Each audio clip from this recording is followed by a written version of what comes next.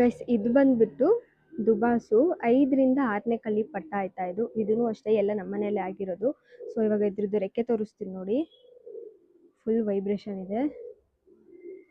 So 2 side ರೆಕ್ಕೆನೂ full vibration ಇದೆ guys ನೋಡಿ.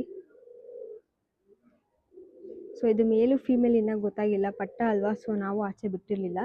So ಇವಾಗ ಐಸ್ ನೋಡಿ.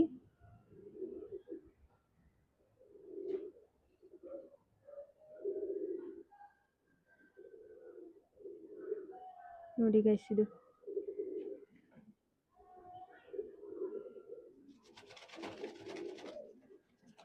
ಸೊ ನೋಡಿ. ಸೊ ಉದ್ದ ಇದೆ, ಪಟ್ಟ ಅಲ್ವಾ, ಸೊ ಅದಕ್ಕೆ ಸ್ವಲ್ಪ ಸೈಜ್ ಕಮ್ಮಿ ಕಾಣಿಸ್ಬೋದು ನೋಡಿ.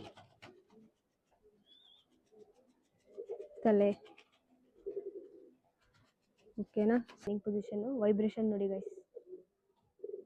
ಸೊ ಬಿಟ್ರೂ ಒಳ್ಳೆ ವೈಬ್ರೇಟ್ ಆಗುತ್ತೆ. ಒಳ್ಳೆ ಪವರ್ ಇರೋ ಹಕ್ಕಿ ಇದು.